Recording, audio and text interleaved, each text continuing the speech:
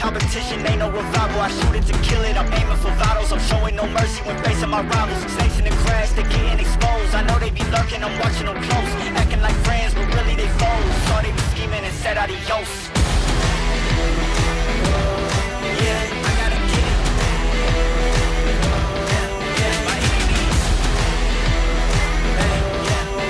I gotta get it. I gotta get it, the mindset. Hey, back with a vengeance, back on the grinds, back to the business. Hey, God is my witness, they watching my moves like shows they binging.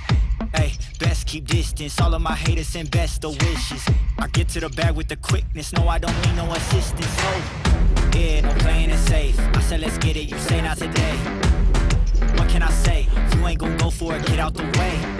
Yeah, got no time to waste. Can't be with me if you're not at my pace. You're not at my level, you're not in my race. One foot on the gas, I'm pushing the brakes. Dancing with the devil, there's no recital. I'm killing competition, ain't no revival. I shoot it to kill it, I'm aiming for vitals. I'm showing no mercy when facing my rivals. Snakes in the grass, they getting exposed. I know they be lurking, I'm watching them close. Acting like friends, but really they foes. Saw they be scheming and said adios.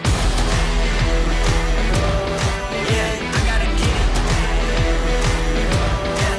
By any means.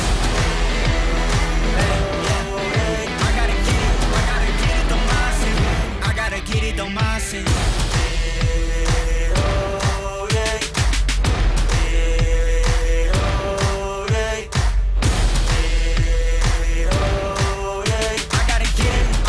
it, the mindset. I gotta get it, the mindset.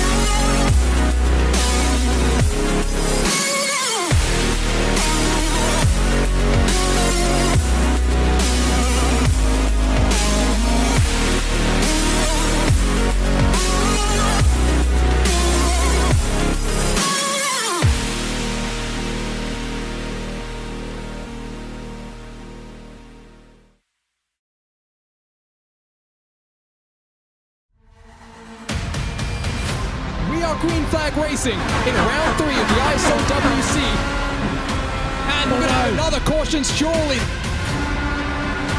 Everyone is down this time around, Lewis. We are back on the same strategy. 5 cars with a chance of victory. Here we go, Valtteri Alando's going to look to the inside. We're going to go 3 wide. Chins up into the wall, or it's a drag race to the line, or is it...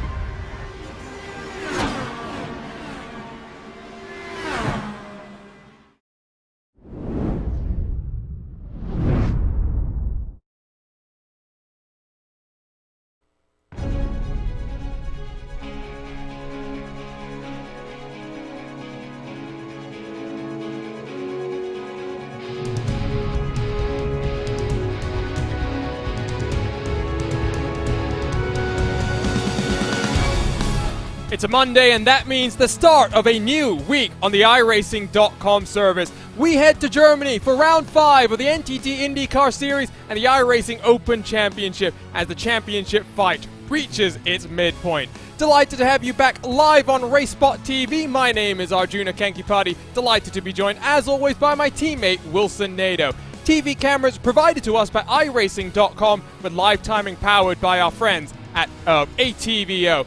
Wilson, it's been a very exciting start to the championship and things really have been blown wide open, but for the very first time the IR18s head to Hockenheim. This should be a show to see how they get on around this track. It is indeed, Arjuna. Good evening to you, everybody else watching the broadcast tonight. And yeah, finally we got here. Here we are at Hockenheim. Really looking forward to see this race, to see how things will go. Very happy to see Adam Blocker returning to the track, especially in a road course where we know he's very strong, but we also have some big fishes in the field. Adam Crane, Philip Kraus, Connor Harrington, a lot of experienced drivers. Really looking forward to see what they will be able to put us in the show for us tonight. It's not the easiest track, you know, in terms of drivability. You have very tricky corners that you can be caught by surprise, ending up spinning or even losing the control of your car. However, I think that those drivers will try to do their best and get to the end of the race with the best result possible. You talk about Adam Blocker, well, he just posted in our team Discord that some computer issues might make his quest for another championship here slightly more difficult. Let's take a look at these championship standings, and of note, of course, is the fact that Adam Blocker is all the way down in 6th position. Of course, he has missed a number of races. He will miss a number of races on a Monday still to come in this season, but ultimately, Adam Crane now, Wilson, with over a 200-point gap, and what we saw last time from Iowa was pit strategy, taking Alexander Van der Sant to his first win on a Monday. He sits in 2nd. It was a good pit strategy race. Alexander Van der Sant was able to have a brilliant win on last week at Iowa. And for tonight's race, I expect things a little bit different, Arjuna, in terms of strategy, because in terms of the race strategy, I think will be pretty much one-stopper strategy. So 35 laps. I'm thinking probably they will try to do like 18 and 17 laps, maybe 19, 16, or maybe even with a fuel save, maybe 20, 15. So we can't expect much in terms of strategy, but we can expect in terms of track position, even aggression and push to passes using being used early in the stint, you know, to get that better track position, and things can be quite interesting for this race tonight. And I mean, you take a look at these standings, you see the differential from 2nd down to 10th. It's only about 133 points, so really not much separating the rest of the field. It is Adam Crane who has run away with a sizable advantage at this point in time. We head to Germany for the very first time, and what a track we head to. It's the Hockenheimring. Of course, it's undergone so many changes in the last decade or so, but now with this layout, not much elevation change, but you got a very contrasting set of sectors, if you ask me here, Wilson. Sectors 1 and 2, they lead you in through the hairpin and in towards that final sector of the arena. That's a lot more wide and flowing, but the final sector, the arena section, it's tricky, and Sachs curve, Sebastian Vettel a couple of years ago showed just how tricky that turn 12 can be. Yeah, I think the track as a whole is very tricky and very challenging, Arjuna. I think we can maybe see some of drivers spinning or losing the control of their car in turn 1 because there's a curb over there with huge bumps. So if you manage to get there without the control of your car, maybe you can get ending up upsetting your car and spinning. Not to mention the hairpin, you know, because as the fuel burns and the car gets lighter, the braking point will slightly change as the fuel goes on. So you have to really nail the apex on the hairpin, otherwise you leave a lot of plenty of time on the table. So a pretty challenging cornering, and this arena section where we are seeing Adam Blocker right here is pretty tricky with very challenging and very good corners with a lot of banking, and it's very challenging to nail the apex and to don't burn your tires in that session. Let's ride on board with the number 1 car. Blocker does make it into the field after those technical issues. 3rd in his first lap, 2nd lap now on the board. Through turn 1, watch for track limits and throw yourself down in towards turn number 2. Look to try and get yourself to the inside and roll yourself onto the power. You can see Blocker's going to have to use a little bit more steering angle than he would have wanted to do. Now down the run through the Parabolica. This is the long straight. This is where push to pass is going to be oh so important. down into the heavy braking zone of turn 6. Spot your braking point right at the 100-meter board. Blocker all the way down to first gear. Clip a bit of the apex on the inside to just get yourself rotated and onto the power once more and throw yourself down in towards turn number 7. 2/10 between first and second. This is going to be the chance for Blocker to go and try and challenge for pole. This is a left-hand 90-degree corner. Watch the anti-cut curb on the inside because that could really throw you for a spin. And watch with Adam Blocker as he clips the inside curb. He's going to start in 3rd position. But in the battle for the championship, Wilson, I was watching while we were talking about that track, this track I should say, and some of the different characteristics of it. Adam Crane, your championship leader, spun out on his first qualifying attempt. He is out there trying to get a time in before the checkered flag flies, but I don't think he's got enough time with 20 seconds left. He'll be starting at the tail end of the field. Yeah, and we can expect a very tough night for Crane. Otherwise, he was not able to nail his lap in the qualifying session. Starting back in the field in such a track like this, despite you have some opportunities to overtake here and there, but it's not the easiest track to make throughout the field. So let's see what Kane can put for us in the show tonight. Let's turn up the most famous song in all of esports. Let's go trackside here from the Hockenheimring to take a look at our starting grid for round 5 in the iRacing IndyCar Open Championship. So it is Connor Harrington for the private label Team Hype that will start from pole, a 1:24.52. He'll be alongside his teammate Phil Kraus. Just 2:10 separating those two cars, almost half a second separating the top 3, where Adam Blocker looks to try and continue his charge for the championship. Isaac Morris has been very impressive in the early portions of the season. He'll be on the outside of row 2 with his teammate completing the top 5, Andrew Marquez. Great to see him in today's action. Andrew Wood on the outside of row number 3 with Lorenzo Bonda, RaceSpot's ode. Making it into the top split, he qualifies in 7th position, 1 second off the pace. Alexander Van der Sant, what a strategy it was last time around. We head to the road courses. He'll complete row number 4. Rashad Craig, Phil DeWallen, they round out your top 10 with Matt Houston and Charles-Eric Lemelin on row number 6. Ross Banfield, Robin Glennox, 13th and 14th with Clint Martin, Aaron Roos, 15th and 16th. Jan Studensky will be back in 17th, the final car to set a qualifying lap time. Don't necessarily think for Roos or Studensky that's a representative lap times, but they will have to watch out for Adam Crane, your championship leader, who will be trying to charge through the field. It's a difficult track to really pass on, if you ask me, Wilson, because you can make moves down into the hairpin, but it is also a very dangerous place to try and make something happen. I've seen in the past here, just in the recent memory since this track debuted on the iRacing service, cars making that mistake in that heavy braking zone of turn number 6. Yeah, the hairpin is a very tricky and dangerous part of the track, Arjuna, not only on the braking zone, but especially when you are trying to get to the apex and when you try to find traction going out of the hairpin. Sometimes when you clip that curb with your left side wheel, you can get a bit of a rear wheel spin and ending up spinning the car right there when you're side by side with someone else. So yeah, it's one of the one of the points in the track where you can easily overtake, but it's the corner it's not the easiest one. So yeah, let's see a lot of expectation for seeing the battles going on that corner tonight. And I'll get your thoughts on this very quickly, Wilson. You talked about strategies. Do you think there's any chance, a 35-lap, 18-lap fuel window, if you're being conservative, I think, to some extent. Does anyone decide to go for a 2-stopper here today? Yeah, I don't think that will work, Arjuna. It is a long time down on pit road, and there you go. Wilson is fairly confident. We, of course, will have to wait and see. 18 Indy cars ready to go in Germany. Last time we were this side of the pond, we were at the wonderful Nordschleife, but the Hockenheimring for the first time has IR18s ready to go. Connor Harrington completes the front row. Here we go, side by side for 3rd position. I think Adam Blocker is going to have to defend from Isaac Morris. Outside line prevails, and I think Blocker in his quest for the championship says, I don't want to fight too hard at this point in time. Down in towards turn 2, I think that's Andrew Wood, who's having to defend side by side from Andrew Marquez. Deep under the brakes for Marquez as he tries to roll his momentum down onto this back straightaway. Clean start for the 18 cars, and now we go down into turn 6, the heavy braking zone, and the first passing opportunity. Yeah, I think it was a clever call for Blocker, Arjuna, backing up a little bit, thinking the long term of the race, and especially the championship points. So yeah, we have plenty of laps in the race to see how that will work for them, and especially for other drivers behind the field.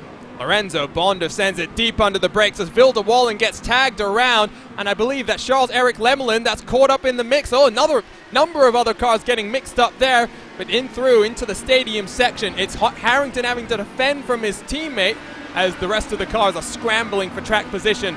Marquez is dropping like a rock right now. 3 positions lost as Van der Sant takes advantage. Richard Craig will try and throw himself down the inside of Mobile 1 as we enter this arena section.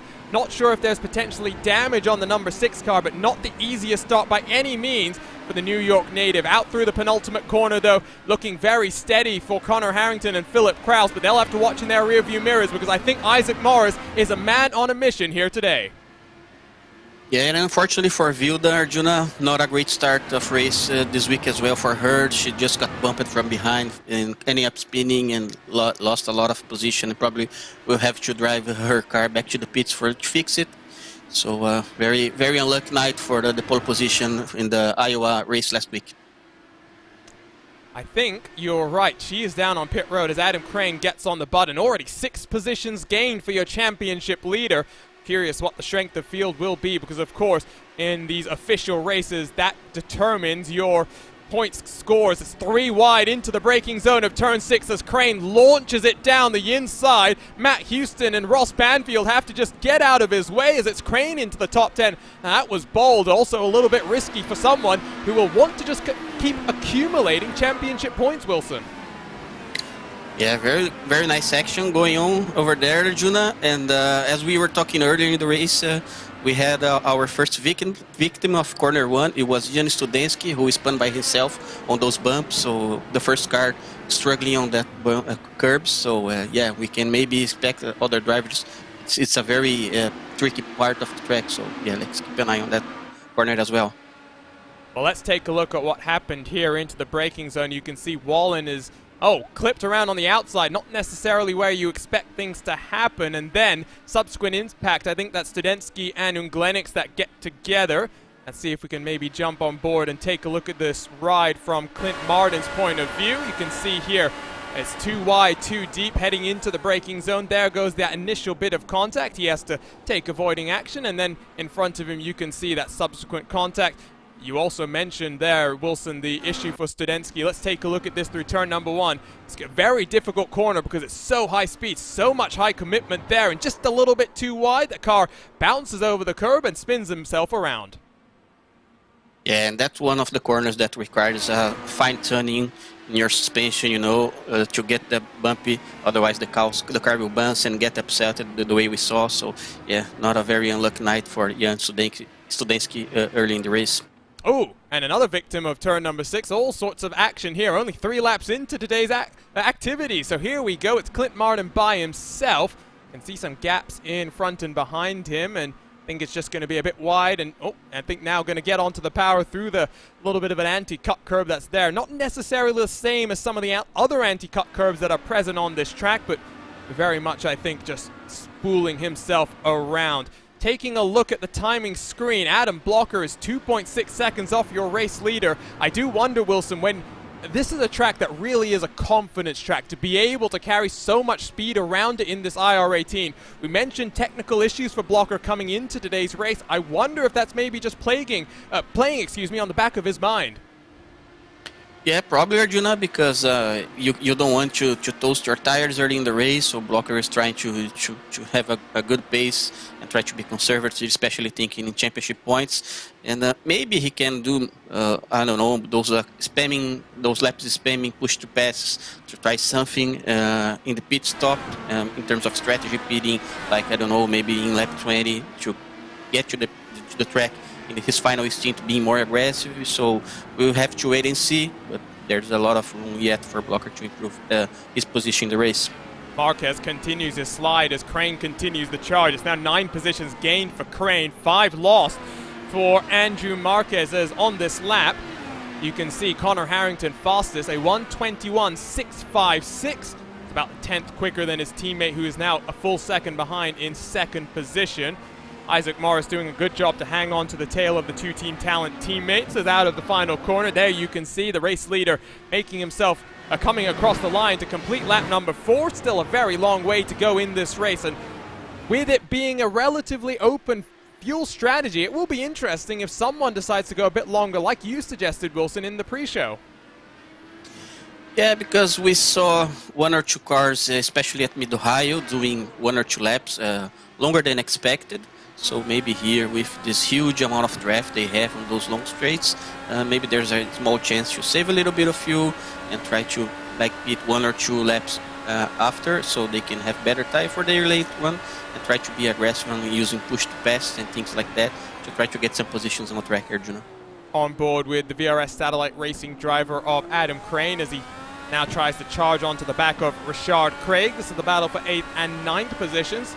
The race winner a week ago, Alexander Van der Sant, doing quite well in 7th, of course sitting 2nd in this championship, and really a championship that is very much wide open and there for the taking, because while Adam Blocker is struggling and Crane is having a fairly consistent run on the season, we do know that Adam Blocker will be missing a number of these Monday races where the most championship points are on offer due to his responsibilities as a trackside engineer with Ilmor Engineering. So it really does mean that if anything happens to Crane, we may see a total newcomer emerging at the front of this championship. But there's still a long way to go, and while I think a lot of drivers were excited about this race, Wilson, in 7 days' time, we'll head to the Charlotte Motor Speedway, to the Oval. I'm not sure the last time the IR18s visited there here on the iRacing service, but that's going to be a very different type of an oval to what we've seen in the opening part of the season, as there you go, Adam Crane down the inside.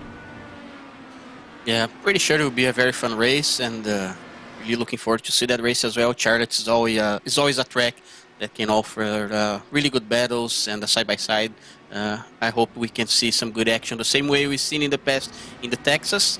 And talking about Crane here, I like the way he started his race, having good position, so the championship leader finding himself right now in a better position than he started the race. He was able to skip that accident early in the first race, in the first lap on the hairpin. So pretty consistent race for the championship leader so far, Arjuna. And I mean, after missing the qualifying and with a small mistake, this is very much the type of response you want to see from a driver going for a championship, as I think Lorenzo Bonder has gone off the track. RaceSpot's own. Oh, and he's facing the wrong direction. We'll have to go take a look at the RaceSpotTV replay machine. And it's in through Mobile 1 curve. It's a very difficult corner to get right. I wonder if maybe just a little bit too hot into the corner, a bit too much on the inside curb as well, and car snapped around instantly on him, Wilson. Yeah, and unlike the real world where we can see those cars being more aggressive, using the curbs, down here on iRacing we have to be way more conservative in terms of hitting the curbs, so otherwise the car will get bumpy and you will end up losing. Unfortunately, that's what happened to our cabin mate, Lorenzo Bonder. Let's see what happens to a number of other cars. First, it's Aaron Roofs, and well, I think Clint Martin maybe gets a bit spooked by the little mistake from Roofs down into the hairpin. On board, let's jump with Martin, who still had a decent amount of steering lock as he got himself down onto the power, and fortunate to have nosed himself into the wall with very minimal damage to the front end of his Dallara IR18. Back to the front, and we're getting word from our colleague here in RaceSpot that it was the car bottoming out on entry, which is I guess something you would expect at a track like this, Wilson, because it's a fairly smooth surface. It's, like we said at the start, not that much elevation changes, so you're going to be running yourself as close to the ground as possible to get the most downforce from the car, so you can strip out whatever downforce you need from those front and rear wings. Yeah, you know, Arjuna, as I always say, it's a knife of two edges. You want to have the car as low as possible to get the downforce, but at the same time, you must find that fine-tuning in your suspension to handle the curbs, to manage those bumps the way we are seeing Adam Blocker right now here, running over those bumps. So, yeah, it's a very tricky corner. I didn't have much experience of this on this track in the iRacing service. I managed to do a few hours practicing earlier this week to have a better understanding and reading on the track itself. It's quite different from the old simulators where I had some experience. So it's a very technical, very tricky track. The driver must really keep concentrated all the stint long. So yeah, really looking forward to see who will win the race tonight. On board with Blocker as he chases down Isaac Morris for that podium position, which of course swapped around on the start. You can also see on the left-hand side of the screen the number of push-to-passes that the drivers have used. Being fairly conservative as Morris gets a little bit of a wiggle coming through turn 8. That will maybe just check himself up and Now the gap between Kraus and Morris is almost up to 2 full seconds, so he's also out of drafting range, and that will enable Blocker coming onto that back straightaway and the run down into the hairpin to close the gap and use that push to pass potentially to try and get the move done. Must say it's a very good job that Harrington has done to keep himself consistent. Lap times have fallen off pretty well in terms of overall pace, almost a full second from the fastest lap that Harrington had set, but in terms of the gap, Wilson, it's been fairly consistent, and Harrington is slowly just chipping away and pulling away from Philip Kraus. Yeah, Connor is doing a great job being able to pulling away from Kraus and building that gap early in the race. Let's see how Kraus can handle with his tire wear over the long run as well, if he can challenge Harrington maybe when they get closer to the pit stop. So far it seems that Blocker has a better tires to try something over here Morris, so let's see. He looks to the inside, sends it deep and gets it stopped. He'll park it on the apex to try and prevent the over-under from Morris.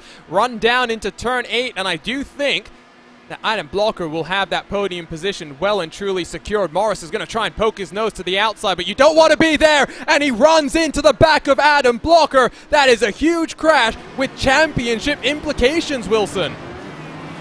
Yeah, huge championship implications. Not a lucky night for Adam. We probably tried to bring his car to the pit and change his rear wing, so let's see again in the replay.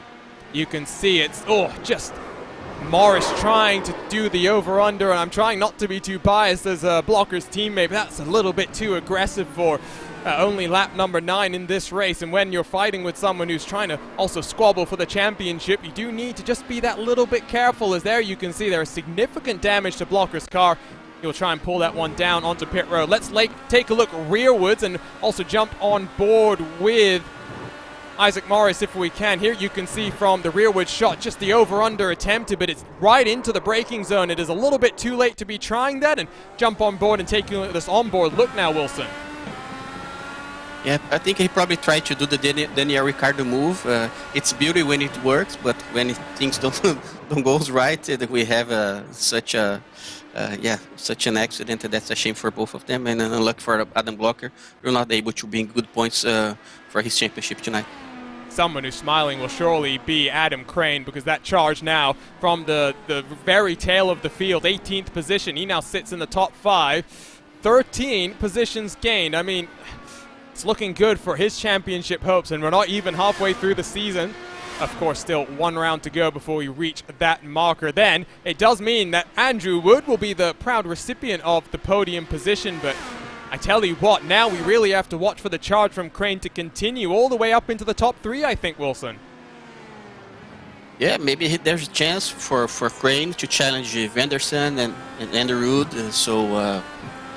We know he has a very good pace in road courses, so a huge chance for him to get out of tonight's race with good points, which was probably something that he was not expecting early in the race. But that's the beauty of race. Sometimes in very few laps, everything can change in terms of championship points and then race positions. So yeah, I'm pretty sure that Crane is happy right now and trying to give his best to bring some extra points, something that he was not expecting when he started the race in 18th position.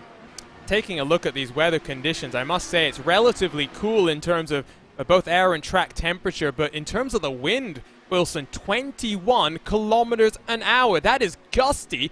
I'm not exactly sure in which direction it is blowing right now, but depending on which way it's going, it may make some of these higher speed corners very treacherous for the drivers here today.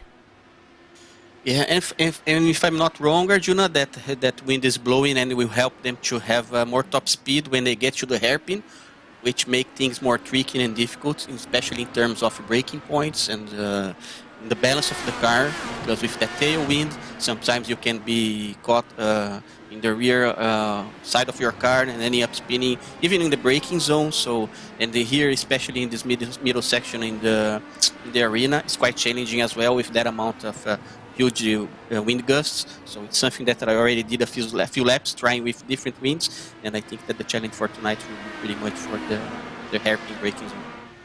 So if it's giving them a push down the back straightaway, does that also mean it's giving them a bit of a headwind in towards turn number 1, which actually might make that corner a little bit easier, Wilson. I'm just trying to now get my mind calibrated and pointed in the right direction, but I think that makes sense based on what you're saying, as you see Wood and Alexander Van der Sande both getting on the button as they're squabbling, as Adam Crane is looking on with delight.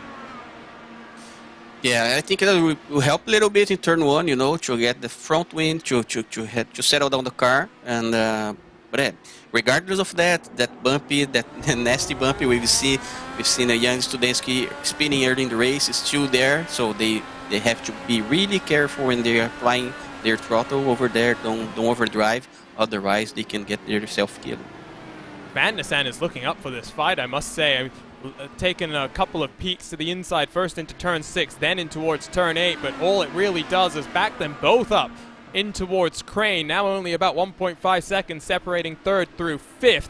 They are almost a full 10 seconds behind second place Phil Kraus at this point in time. The battle between the race leaders is kind of closed on in. If anything, they've been trading the lap times back and forth, as you can see Connor Harrington coming through turn number 1. Let's take a look at, if we can, the lap times from these drivers, because you'll see that the degradation in the tires, the degradation in the lap times as well. From the start at 1:21.656, that was on lap number 3, the fastest lap. You can see just how much it's tailed off since then, Wilson.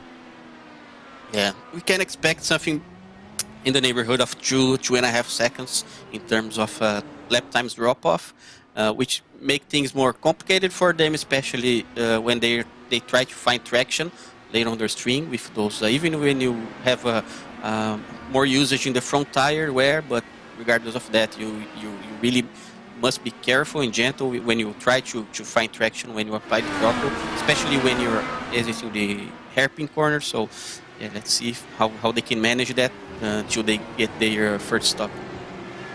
And so with 18 cars having taken to the green flag, we have been relegated down to just 15 out there and circulating. Vilde Wallen, the only car 1 lap down after the big incident down in towards the hairpin on lap number 1. Adam Blocker has managed to cycle his way back out onto track after a 22-second pit stop. So whatever damage to the rear wing has hopefully been completely repaired on the number 1 car, but Blocker outside of the top 10 has a job to do to try and recover some valuable championship points. But I would expect Blocker is not too disheartened, maybe still staring at a top 10 finish, even though that would be very, very disappointing for him. Almost into the pit stop window, and we'll now have to wait and see exactly how things go. It's closing up not just for third, it's closing up for first as well. Last time around, almost 1.5 tenths that Phil Kraus closed on your race leader. Yeah, Kraus is probably thinking right now to close that gap. You know, he knows that they are approaching the pit window, so as closer that he can be compared to Connor Harrington, the better for him. Maybe he can try to undercut Connor in his pit stop, so that's bringing a lot of action in the game. So I'm also happy to see Andrew Wood, Arjuna, in the P3 right now. He was able to be in the podium last week. He said to us here that he was going to practice hard to get good results as well. Yeah, and you know, Wood is, oh, who's that off in the grass? Sorry, I'll get back to the point that I was just about to make. It's Robin Glennox, the Michigan native. A bit of an issue there for him coming in through Mobile 1 curve. Let's go and take a look at the RaceSpotTV replay. Another car that is being caught out by Mobile 1, this time just going too deep, too fast, and into the gravel trap. Does the right thing to just stay out of the way as the race leaders come on through. Of course, those who watched the action 7 days ago will know that Alexis Newsom would have been hoping for a similar treatment from the lap traffic there. Here we go, down in towards turn number 2. It is getting closer and closer, only 0.7 of a second between the top 2. To get back to the point that I was trying to make, Andrew Wood has had a pretty good run over the months of June and July. Multiple podium positions here live on RaceSpotTV, both in the Classic IndyCar Series, also here on a Monday night. But his teammates are the ones who are fighting hard for the race lead, and I tell you what, closing stages of the stint, it's Phil Kraus who is very much looking more in control of his rear tires, even though we've seen him get a little bit sideways on occasion. Yeah, it seems that he's closing the gap a little bit harder right now, Arjuna. Maybe he can try some move here prior to his pit stop, because we are not in the pit window right now at this moment, so let's see how aggressive he can be to try to get that position from Connor Harrington. So a lot of good action going on the track right now. in towards Sachs curve. It's cambered in, but I think in these Indy cars you really can't roll that momentum as much as you could as in the GT3 machines, which we did see just a couple of weekends ago in the opening round of the SCO Sprint Masters, as Adam Blocker has gone and passed Clint Martin. That's only for 12th position, still a long way to go in that recovery drive, and you have to think that given when Blocker came down, there is no way that he's going to have saved enough fuel as Harrington all the way to the outside of the track. And I would assume, Wilson, getting a 1X off track as well. And don't really talk too much about incident limits here on a Monday night, but for every 17 you get a drive-through penalty. If you hit that magic 25 number, that's bye-bye from the race.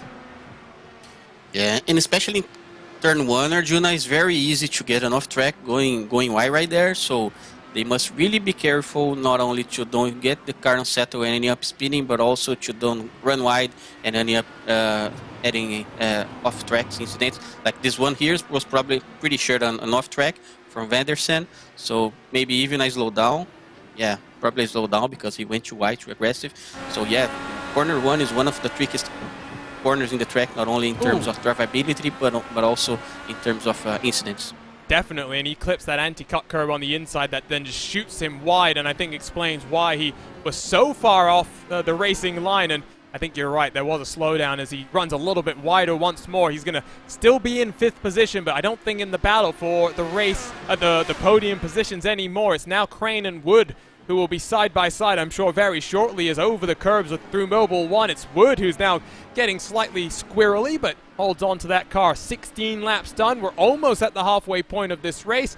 Your race leaders still only 6/10 separating them, as there's really not too much action side by side. Now as, Alexander Van der Sant has had another issue. I'm not sure exactly where this one is. I believe it's coming round to the penultimate corner, so now dives down onto pit road. Not how I think Van der Sant wanted his Monday night to be going. He just skipped the curb in the turn 15, I guess. Yeah, that's right. Looks like just a little bit too stiff on the suspension or something there, Wilson. Yeah, I think so. Not sure if he'll be able to fix everything on his suspension. Maybe the alignment of the car has been compromised. Let's wait and see. He's bringing his car to the pit stop. Let's see if he can bring the car back to the track. Unfortunately for him, he was having a good race, fighting for the podium. And yeah, you know, sometimes you lose concentration and lose few spots that compromise the whole race. Lorenzo Bonder continues his charge back after his own mistake in through Mobile 1. He gets on past Andrew Marcus, who, after sliding down through the field very briefly in the early stages, has managed to regain a bunch of track position, I think more by virtue of some of the chaos and carnage that we've seen. But now doing some consistent lap times is the number 6 car. I see Aaron Roos is down onto pit road. It's a bit early to be coming down, but I think that's what Connor Harrington is doing. Lap 17 on the race, and here comes the race leader to get his one and only pit stop done and dusted.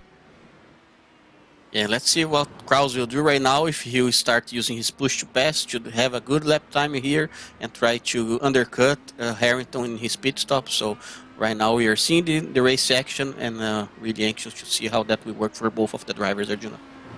Adam Crane is also down this time around, so here we go. Up on the jacks, 4 fresh Firestone tires as Phil Kraus is on that push to pass, trying to make the overcut work. And of course, the tires won't be up to that peak window, 10.2 in the box. It's a fairly lengthy stop from Connor Harrington. He rolls himself back out onto track and now gets to work, trying to bring his tires up to temperature and pressure, and well, trying to go into hammer time as I think one of his favorite F1 drivers, Lewis Hamilton, would want to be doing. Let's check in with Phil Kraus then and take a look as he's going to come around to complete this final lap. You would have to think on the stint, because given how the tires have fallen off, Wilson, you don't want to be out there for any longer than you have to. Yeah, I had the impression that Kraus had a better tires late on the run if we compare to Connor Harrington. We know that the first lap of the tire is not the fastest, so maybe if Kraus decides to stay one more lap, no, he's not going to do that. He's bringing his car to the pit. So this is going to be crucial. Kraus very, very deep as he just manages to avoid locking those front tires, getting down to the pit road speed. It is a pedestrian 50 kilometers an hour. I think some of these drivers would be thinking they could run just as fast, but of course that's not the case, but they would have been wanting just be that little bit faster. Kraus is very, very patient coming into his box. Andrew Wood will follow him down. I think Rashad Craig, Lorenzo Bonder, Andrew Marquez will be all in this time around. off the jacks already. What's it going to be for Kraus in terms of pit lane time? It is equally lengthy, and I think there is Connor Harrington. It's going to be close, but I think Harrington is going to have a several second advantage now. Yeah, that worked well for Harrington. He managed to use his push to pass in the backstretch as well, the same way that Kraus did. So he did better use of his fresh tires, and as you mentioned, the overcut didn't work for Kraus in this moment. Let's see how they can fight for that winning in terms of track positions. It's about 1.8 between the Team Talent teammates now as we check in with another one of their teammates, Andrew Wood, who is now behind Adam Crane, who did come in alongside Connor Harrington and has managed to make that undercut work to his advantages. Again, 2 seconds that separates third and fourth positions, and I think Crane, after starting down in 18th position, if you had told him a podium would have been his result at the end of the day, he would have been thrilled. I am seeing that another car has been off the track. It's not Clint Martin who is down in pit road. I'll try and queue up the RaceSpotTV replay, but this is clearly a very difficult challenge for these cars. It's Aaron Roos. I think more just seeing the race leaders coming with Connor Harrington right behind him. He'll now have to let Phil Kraus go on through as well in towards the stadium section, but no real mistake there. The gap, though, is 3 full seconds between the race leaders. Phil Kraus has a lot of work to do, Wilson, to try and challenge for the lead. Yeah, a lot of work here for Kraus. Maybe when he gets his tire up to the temperature, he can bring that gap a little bit down. But you know, we've seen he has a very strong lap time pace late on his run. So I think Kraus can bring that gap down and still fight for the win. On the button is Connor Harrington, and I tell you what, let's talk a little bit about those push-to-passes. Get 10 uses of the button, an additional 60 to 70 horsepower to propel you down that back straightaway, and you can see Harrington has 6 of his usages left to go. Phil Kraus still has a full 8 of them. Adam Crane has been burning through them on the charge up through the field. Only 3 left to use in his defense. It's not just push to pass, it can be push to defend. But Andrew Wood behind has still only got 5 left to go, so I think Crane is still looking quite comfortable. We've seen on occasion, Wilson, some drivers like to use it early, some drivers like to use it late. It really is a personal strategy and a personal preference as to how you ration out those push-to-passes. Yeah, exactly right, Arjuna. As we talked earlier 2 weeks ago in Mid-Ohio, the push-to-pass strategy will also depend on your race position. So if we compare what Adam Crane did in the race so far, spamming those push-to-pass early in the race, because he knew he got the pace, he knew he got to make his way through the grid, so that's why he decided to do and worked very well for him. But in the other hand, we can see Philip Kraus only using 2 push-to-pass so far in the race. He still have 8 push-to-pass to go. The push-to-pass strategy is playing around completely different from Kraus because he's starting in the front, he's fighting for the win. So yeah, that's the funny part of the thing, you know, to play with the push-to-pass and try to get for yourself the best position by the end of the race. Kraus has used one of those extra usages that he has. You can also see the tire compound choices. Of course, last year we got the new tire model to the IR18, and with it came multiple tire compounds. Has been kind of the story, though, on these official Monday night races, that the Red Mark alternate tire is what you want to be on, rather than what we see sometimes in the real world in the NTT IndyCar series, where the Black Mark tire is the primary. But really, I mean, with cooler track conditions, I'm not terribly surprised to be seeing this, as I think Adam Blocker will be coming down onto pit road at some point in time. Andrew Marquez has just gone and passed him. Blocker trying to, of course, recover to a top 10 finish. It's a interesting balance that the team always has to do, isn't it, Wilson, to try and get these tires to work in the same ways that we see in the real world. But I just think back to what we've seen in the ISOWC, where Valtteri Alander has been able to master those Black Mark primary tires. He's passed drivers who are on what is technically the preferred Red Mark tire. And I think, Arjuna, there's still a little bit of room for iRacing to improve, you know, the tire drop-off in the reds compared to the blacks. So maybe we can have in certain tracks, even when we are not forced to use both tire compounds, the same way we are seeing tonight. They're free to use whichever tire they want throughout the entire race. So I think in terms of tire management adjustability, maybe if they increase the red tire drop-off a little bit, and maybe decrease how slow the black tire is, we can start seeing those tire strategies here in the Open Series. But for now, I would say even in the colder conditions, the red tires for most of the time will be pretty much the way to go. Rashad Craig, Lorenzo Bonda, they're squabbling over 5th position. I think Craig has used one more of his push-to-passes down this back straightaway. 4 usages left for Craig. Lorenzo Bonda still has 7 left. I must say, Andrew Marquez, not sure if he's been a bit scared of what the button's going to do. We've seen drivers being very conservative with their usages in the past, but to have all 10 remaining as we head in towards the final 10 laps, not sure when he will start using that additional power. I think, by the way, the reason that Adam Blocker did get passed by Andrew Marquez is just that tire fall off. The last time around for Blocker was a 1:24.564, about 2.5 seconds slower than his fastest lap time. Just gives you an indication of how much wear that this track puts into those tires. As in front of this battle for 5th, Robin Glennox dives down onto pit road. It really is a track that I think really demands so much from the driver, because it might not have the elevation change of somewhere like Mid-Ohio, but the curves, those anti-cut curves in particular, are there to catch you napping. Lorenzo Bonda gets on past Rashad Craig. Yeah, you don't have such a high elevation change as we've seen in Mid-Ohio, but you do have very challenging curbs, very challenging brake zones, and very challenging, not to say as well, banking corners, Arjuna. We have a few corners with good banking. However, you have some bumps right in the middle of them, so you really must look after your car and get a good balance throughout the corner. Otherwise, you're under risk to lose the control of your car. Both Craig and Bonda used a push to pass down the back straightaway, but of course those RaceSpotTV logos on Bonda's car giving him an extra 10 horsepower, pushing him down that straight. Just a reminder that you can always use a RaceSpotTV logo to find a little bit more power. We're still trying to find the magic logo that gets you extra grip here on the iRacing service. If you know what it is, pop it into the YouTube chat and we'll steal that and share that knowledge around so that people are aware. Phil Kraus, by the way, I kind of missed it, I think, midway through the pit window, and as Kraus rolled himself off a pit road, he did regain, I should say, the fastest lap, a 1:21.515. About a 1/10.5 quicker than Harrington, and really the gap is coming down very quickly now. 1.8 seconds separating the top 2. Yeah, and that's the part of the stint that we spinning up. That's rallycross action at a track that has hosted the World Rallycross Championship on a number of occasions. Almost 6 years ago was the first appearance of a rallycross car, and well, just like Robin Glennox did, a bit too fast into the corner, but wonderful car control that time, Wilson, to hold on to that. Only a couple of seconds lost for Ross Banfield. Yeah, nice control for the car by Ross. Is that moment when we realize that you just get into the corner too hard, and right here you just lift your throttle, try to control the car the best way you could, and yeah, he was able to manage it and to bring his car really quickly to the track, and is still on the race. Still in the race. 1.4 seconds now, the gap for the race lead. Oh, it's very much turning out to be the same as what we saw in the first phase of the race here, Wilson.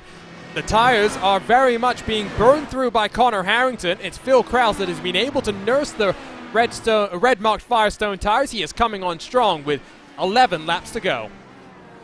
Yeah, he's coming strong. We still have 11 laps to go, and we were able to see in the first stint how strong Kraus were. However, he was not able to make a move. We don't know yet if he was just trying to play on the safe side, or if he was really struggling with the tire wear and the dirty air ahead of him. But we knew that we were able to see that he has a better pace late in the run. So really looking forward to see how this battle is going to end. So we still have a fight for the race right here, There will be 10 laps to go the next time across the line. I'm starting to think that Phil Kraus is looking like he can be patient and find the right opportunity to get on past. He is looking odds-on favorite to take victory here as Adam Blocker is down onto the pit road. Let's see if he's going to cycle out in the top 10, or maybe he'll drop behind Clint Martin. I do think Blocker has done just enough to stay out there. He's rolling off of his box. In fact, it's going to be close between Blocker and Matt Houston. There you can see Houston in the background. Adam Blocker does sit in 9th, and I would think that with Ross Banfield only about 8 seconds down the road on fresh rubber, Adam Blocker might be looking to try and get on past. There's another car that's around. It's Aaron Roos. It's coming in through turn 8 once more.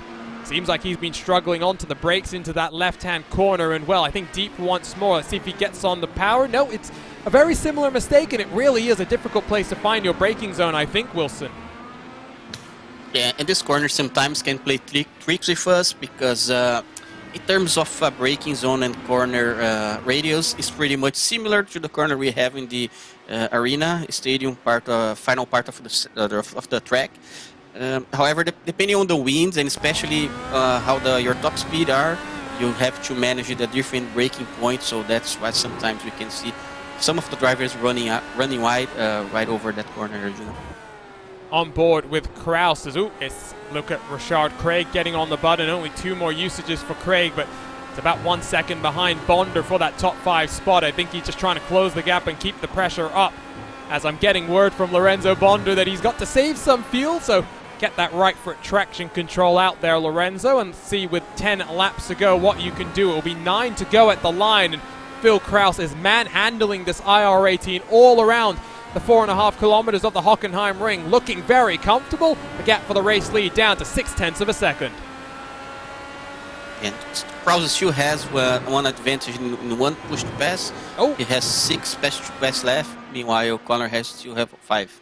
Runs a bit wide there, and I'm a little bit nervous about seeing an IR18 do that after seeing some of the stiffer suspensions that we've seen being run on this car here today. Of course, Van der Sant was the biggest one that comes to mind. Just the car looked way too stiff, and coming in through the curb in that final section of the track just came around on him. Kraus is on the button. He's got that 1 usage, of course, advantage that he's now burned through.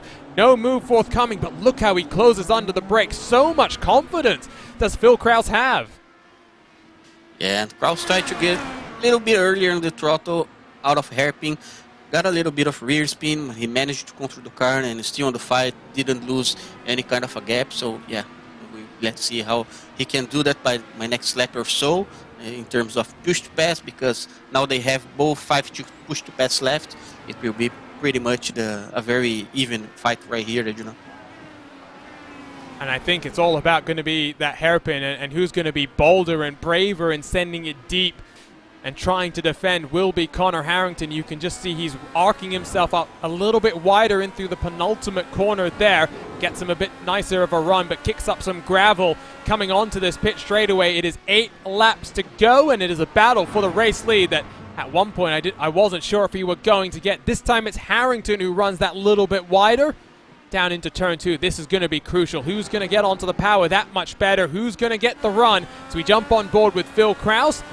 Let's see if either of these drivers use the button. Not this time around. With 8 laps to go, this is about that rationing and those personal preferences, Wilson. It'll be interesting to see which driver is going to be more aggressive to burn through those push-to-passes. Yeah, and you mentioned it earlier, Juna, that we have push to passes and pushes to defend. So I think we also have off track to pass and off track to defend, because if they can afford to have some off tracks at this point of the race, running wider in the first corner might be useful, to get a better run off the corner and also to defend yourself. So yeah, I'm pretty sure that both of these drivers will have that in mind and try to use their weapons the best way they can to win this race. Andrew Marquez on the button and down the inside of Richard Craig. Don't think Craig's going to be able to do the over-under from there. And it's now Marquez who's only now 1 position lost from his starting spot. He did get mugged and swarmed on the start.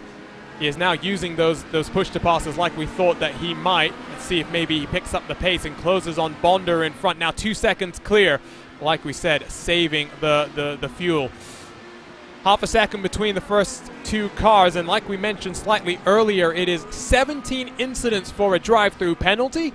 25 gets you a disqualification. Both of the race leaders are on the button and down this back straightaway through the parabolica. I think Kraus is a little bit too far behind even with that draft to try and take a look. It's maybe going to be something here where Wilson, he's going to have to try and just save those push-to-passes, get Harrington to burn them up. So in the closing stages, he can take advantage of the draft and the additional engine power to get the move done. Yeah, I agree with that, Juna, because it's not being the easy thing for here for Kraus to get the position from Connor Harrington, especially because Harrington is being able to do a really good run out of turn 1, so he can carry the much speed as he needs to keep his position, and he's not even giving a small chance for Kraus to try something in corner number 2. Kicked up a bit of gravel as he ran wide through the Mobile 1 corner, did Harrington, has opened the door for Kraus to be so much closer coming in through the final corner. Dirty air for Kraus as he just washes through the understeer that he's dealing with at this point in time. He is much closer than he's been in towards turn number 1. Harrington once more a little bit wide. I don't think if that one was an off track, but now you can see this is going to be crucial. They are so much closer. Kraus is much more confident under the brakes, but makes a small mistake for the first time today. The gap will balloon out to 1 full second as Harrington's going to get on the button. It's going to be a lot of work with 5 laps to go next time around for the Wisconsin native to close that gap back up. Yeah, Arjun, a little bit of late braking there for Kraus in turn number 2. Not able to sustain the balance of the car. Had a little bit of oversteer going to the apex, but managed to save the car really well, skipping the spinning in the car. So he's still in the fight, but right now he'll have a harder work to do ahead of him, bring the gap down again. Let's take a look at this replay, and you can just see so deep. I think he locks up the left front very slightly. His car is all sorts of unbalanced as that weight transfer just not under control, and does a good job to hang on to it, keep it pointed in the right direction, has not lost too much time. Also saw there was a battle between Blocker and this is Ross Banfield, as Blocker did indeed get on past as he's taking full advantage of fresh rubber to claw himself up in towards the top 8, but now 24 seconds behind the next car in line. I think that will be end of day in terms of challenging for any more points for Adam Blocker. 5 laps to go then, and Phil Kraus, with the fastest lap on the race, has to try and regain that momentum, try and cool down the tires, Wilson, and build himself back up. You can already see it's 7/10 between the first and second place cars. And we know that cooling down the tires and being fast at the same time is not the easiest thing to do.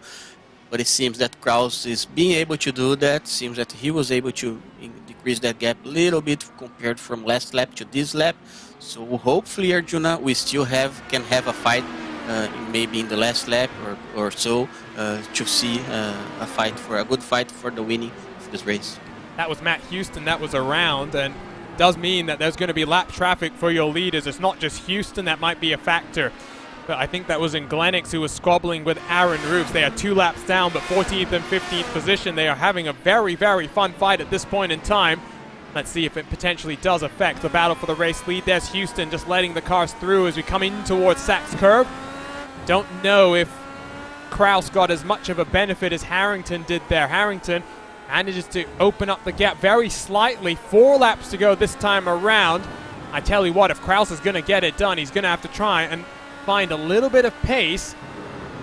I've seen their teammate Andrew Wood has lost a little bit of time with a bit of an off-track excursion there, so no harm, no foul for Woodith in the number 11 car. He still sits in 4th position, about 7.5 seconds clear of Lorenzo Bonder, who, by the way, speaking of that battle for 5th position, has opened up the gap very slightly to Andrew Marquez, even with the fuel saving. A full 7/10 quicker than Marquez the last time around. Let's see what will happen as we enter the closing stages. They're almost side by side between Roofsing and Glenix in front, and that will be scaring, I think, Connor Harrington. That gap now below half a second, as I think Glenix is maybe trying to find an opportunity to pull to the side of the road, as I think that's once more Matt Houston getting a bit sideways and lighting up the tires coming in through turn number 6. But these guys are well and truly on the tail of the lap traffic. Let's see how this one's going to go, Wilson. Yeah, very intersection right here because Connor is just in the tail of those cars. They're the lapped cars, and I don't think that will. Let's see. Yeah, it was a very good fighting going over there with Rob and Aaron Roofs. They managed to give the clean air without causing any issue to the leaders' battle. In the last lap, Kraus managed to do. He was 3/10 faster than Kraus, which stands for maybe a better tire lane on the run, and I still believe in a fight for the winner, Juna. Let's see. We will have to see, because left side you can see Harrington still has 3 usages left. Of course, that means 1 per lap to fend off the challenge from his teammate. In towards turn 2, Kraus once more just a little bit squirrely under the brakes, but able to control it on the button very, very early. That's what you need to just punch yourself down this back straightaway, but it's not going to be close enough. It's instead about closing the gap and maybe opening the door in towards turn 7 and 8. Of course, such a heavy braking zone. It's almost 300 kilometers an hour down to 60 or so. Harrington very slightly misses the apex, opens the door, but not enough for Kraus to try and take a look. It really, I think, is going to have to be ascending towards the hairpin. It might come on the very last lap here, Wilson. I believe as well, Arjuna, because it seems that Kraus has much better tires in his front tires of his car, which probably if he can manage to get the position in the hairpin, I don't think that even using push to pass a corner, I don't think that corner will be able to counter-attack that. So it's pretty much how Kraus can manage to do that move and get the position to win this race, Arjuna. That is Alexander Van der Sant, the next car down the line is through the final corner. 2 to go. You see that big bottle of oil that is up there on top of the stand. I must say the iRacing team have added so many great European tracks to the iRacing service, and it is such a treat that we get to break out our virtual IR18s, travel the globe and visit Germany for some wonderful action. Must say maybe we can start having a regular spot on the schedule for a trip to Germany, whether it be to the Hockenheimring or of course to the Nordschleife, and we'll try and get that back on the schedule as soon as possible. Down into the hairpin, 3/10 and closing for the race lead. Not enough once more. It's going to come down to that final lap. 2 push to passes left. It might be that case where Kraus uses 1 in towards turn 2 and then 1 coming out of turn 2 and the run in towards turn number 6. Yeah, we'll have to wait and see this time around, Arjuna, how Kraus can manage that extra push to pass he has, because we are getting closer to the race end. And it will be 1 lap last, the final lap for the race when they come by this last time around. So let's see, really getting funny action right here in the track right now. I am starting to think it's going to be too little, too late for Kraus, and maybe that mistake that he made, which dropped him off the tail, has hurt his chances just a little bit too much. White flag this time around. Almost lights the flag so far for Connor Harrington, but he's still got 4.5 kilometers to fend off the challenge of his teammate. Kraus will be back in action this Saturday from the virtual Road America as ISO WC heads to Elkhart Lake for the penultimate round of their season. Kraus indeed does use that extra push to pass he has to burn down in towards turn number 2 and in through 3 and 4. Van der Sant's going to pull well and truly to the side of the track, but it is a bit too far behind. Half a second the gap between the 2 race leaders, and into the hairpin it is Connor Harrington that will lead us. It's going to take something desperate from Kraus to get this win. Yeah, he needs something different right here in the last lap, because the push to pass strategy didn't work very good for him. Connor did a very great job defending, and he was using the push to pass as a push to defend in the very exact moment. So yeah, very good job for both of the drivers, not only for Kraus, but especially from Harrington being able to hold up his race lead right here. Oh, Kraus is going to lose control. Can he hold on to second position? He is backwards, and he's going to just about avoids rear-ending his car into the wall. He will hold on to second position. Adam Crane still a further 10 seconds adrift, but victorious once more on a Monday night is Connor Harrington. Qualified on pole, came down for an undercut that worked a treat for him, and the private label Team Hype driver takes the first victory in the IR18 here from the virtual Hockenheimring.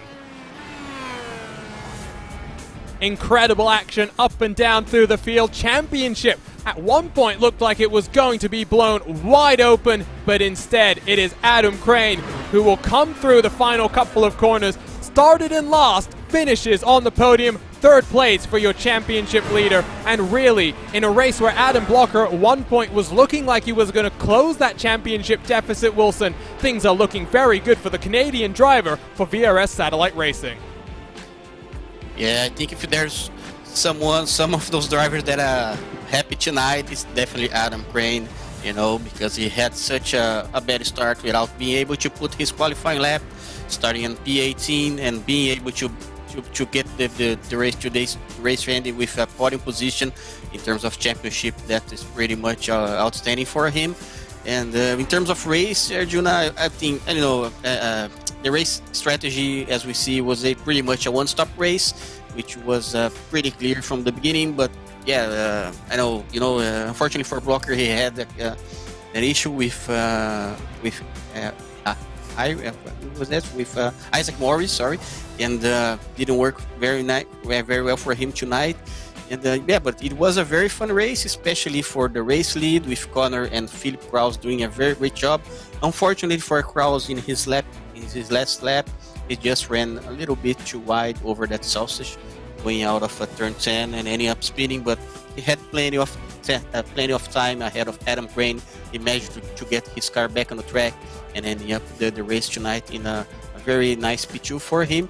So yeah, congrats to everyone, Arjuna. It was very, very interesting race to see here in the Hockenheim, and they're really looking forward for next week at Charlotte. Oh, Charlotte, what a different type of a race that's going to be. Here are your race results after 35 laps from Germany. It is Connor Harrington, 13 seconds clear of his teammate. That does not tell the full story of the race. Kraus really made him work for that one. Harrington will be thrilled, though, with victory here today. Kraus in second, he'll be slightly disappointed, but of course we did see Adam Blocker making a mistake in qualifying at that very same corner. That's what happens when you're pushing these Dallara IR18s and all 600 plus horsepower that you can get on your right foot, just that little bit too far. Adam Crane, last to third, he'll be thrilled. The championship leader continues to build up that championship advantage. Andrew Wood in fourth, RaceSpot's own Lorenzo Bonder in fifth. Of course, he has to thank those RaceSpotTV stickers that gave him that extra horsepower.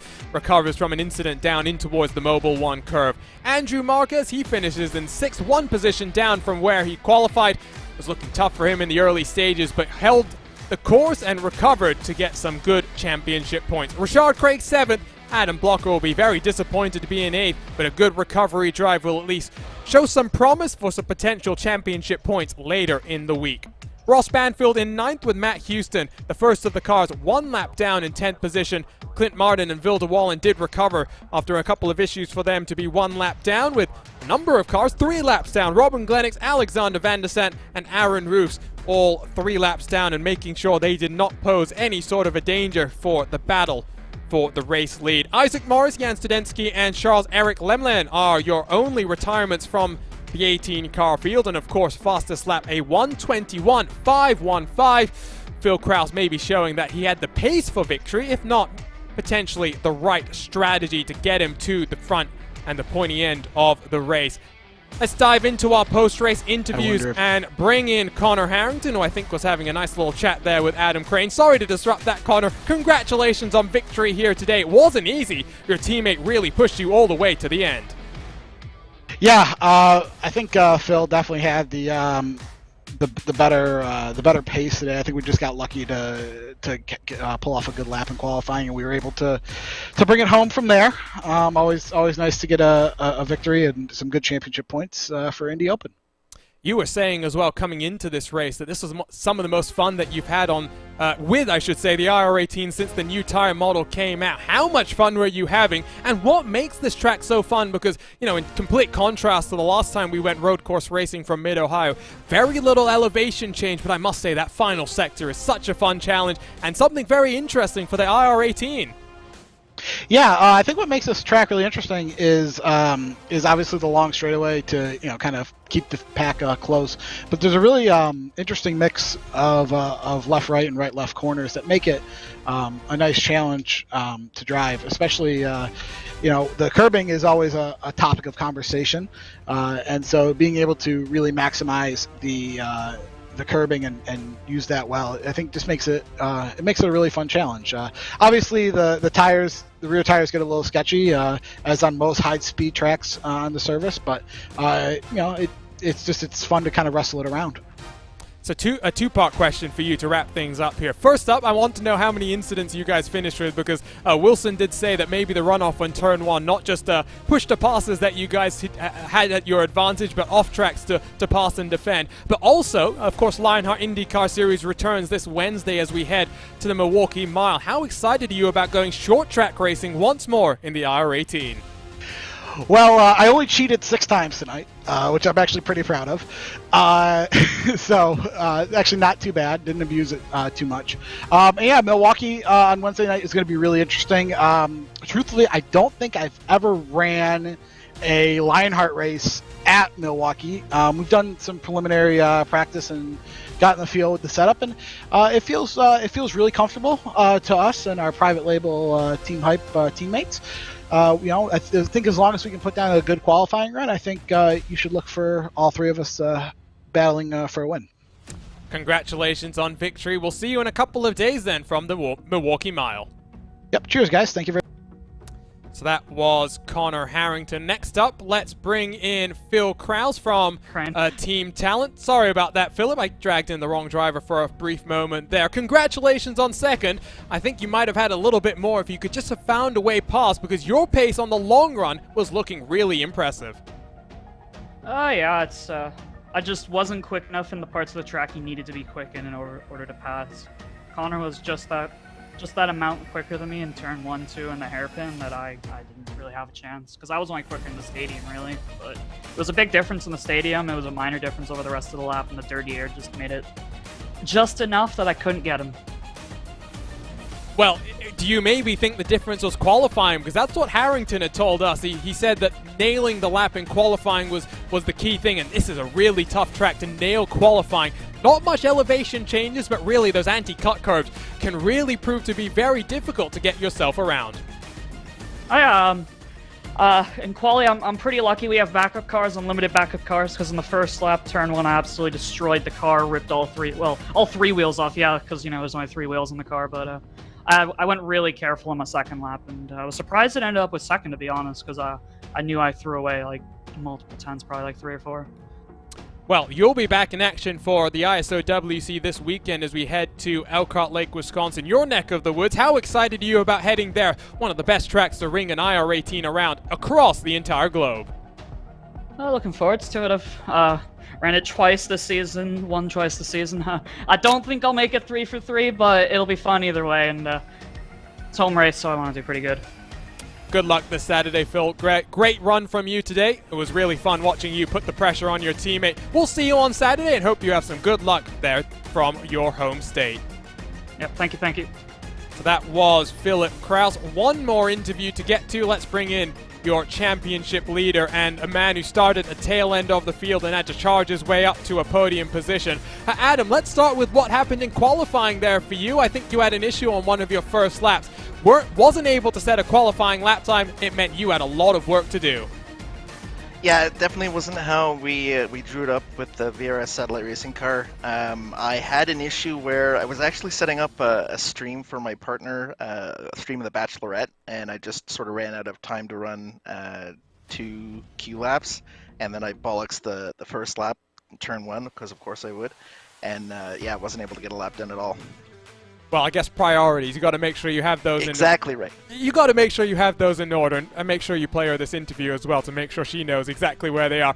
In terms of the charge through the field, there was chaos on lap number 1. You managed to keep yourself clear of it, and from there, it was a very consistently steady run to get yourself around a number of cars into the top 3. I have a feeling that when the race started, you weren't necessarily thinking a podium was going to be on offer, and a podium when one of your main championship rivals, Adam Blocker, had quite a big incident that dropped him out of the top 5 down into 8th position. Things are looking quite good in your championship hopes.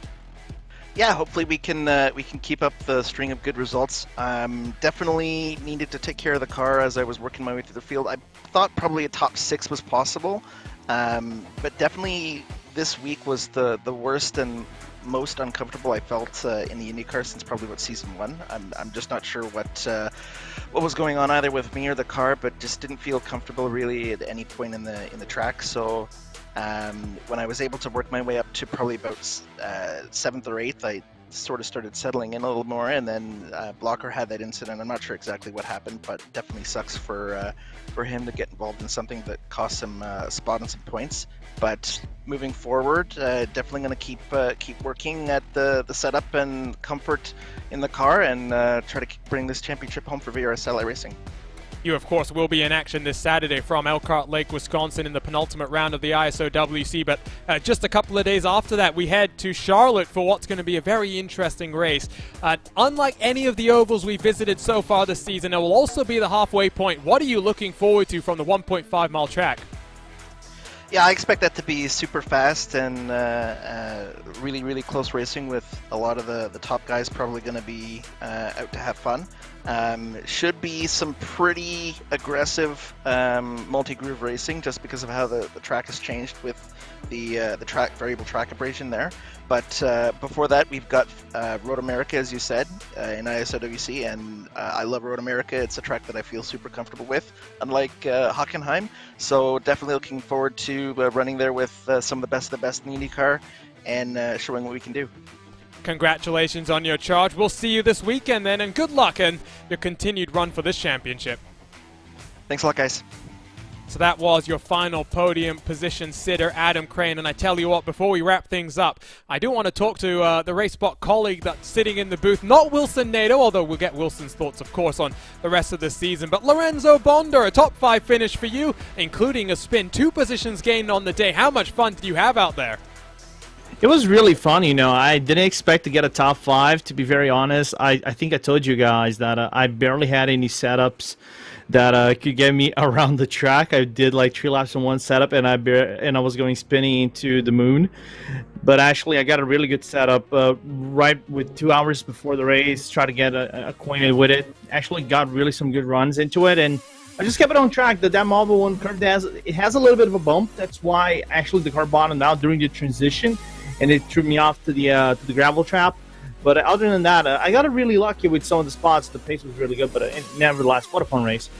And well, you commentated on this with me last season, Lorenzo, and all the fun that we had there. How much fun has it been, first leading your first play-by-play broadcast on the RaceSpotTV channels, but now being part of these wonderful races, because the competition level, the first race of a new week, it really is something that I don't think any other official series really has, because this is the main points-paying race. You have to get your practice done early, because the points on offer throughout the week aren't necessarily as high as they are here on a Monday night. It's a big pleasure, to be racing these races. I wanted to do this in Mid-Ohio, but I just couldn't do it. I had other commitments, and I couldn't get involved in it. But any road race that we have in this calendar, I think we have 2 more in the calendar yet, so I'm gonna try to run them just for the fun, even though I might be stealing someone else's spot, but it sucks. But being able to run this, the community has been, very warming, opening up servers to train for this. Props to Jacob Oster, his training server earlier today actually helped me to prepare for this. So, I think from all series that I commentated or raced on, this has been far my favorite race to either race, commentate, or to see so far. I don't think it's 2 road courses to go, because of course we are yet to reach the halfway marker on the season. So Phillip Island, the Indianapolis GP, and a trip to upstate New York and Watkins Glen to round things up. Wilson, before we go, I want to get your thoughts on what we've seen today and what you think we'll see in 7 days' time when we head to the Charlotte Motor Speedway. Yeah, once again, I think in terms of race pace and the race battles, in terms of race strategy, it was pretty much what we were expecting, one-stop strategy. In the track, was pretty fun to see Kraus chasing Connor Harrington, and unfortunately we had one of the big fishes out of the fight early in the race with Adam Blocker. I was really looking forward to see what he could offer by the end of the race to fight for the win. Didn't work very well for him tonight, and very, very frustrating for him, pretty sure, in terms of championship points.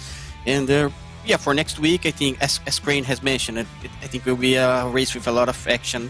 There's room for multi-groove racing right there due to the high corner banking that we have in Charlotte. So really looking forward to see these drivers giving up a new show for us, and I'm pretty sure that everybody who loves this car and loves the series will have a lot of action to follow up with us in the next week, Arjuna. Still 7 rounds to go in the iRacing IndyCar Open Championship. Season 3 has been such a treat so far.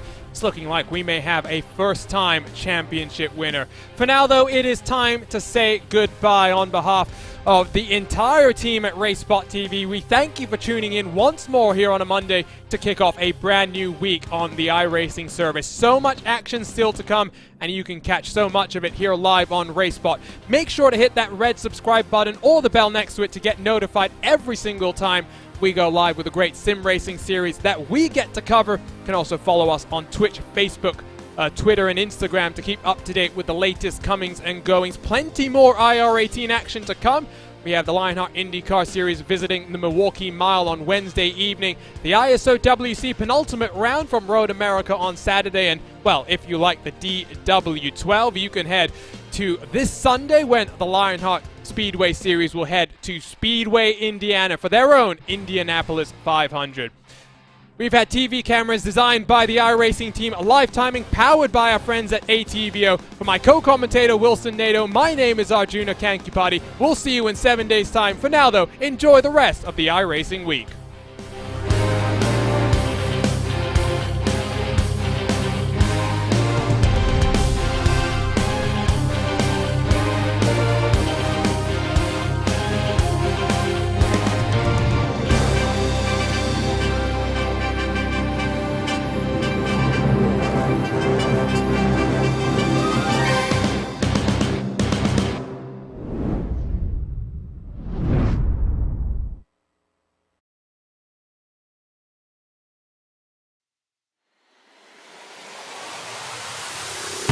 I want it now and I ain't never gon' back down. I want it now and I ain't never gon' back down. I want it now and I ain't never gon' back down. I want it now and I ain't never gon' back down. I am no regular citizen. Do you understand what you witnessing? You cannot tell what the difference is. I want it all and I'm winning it. I do not care about opinions.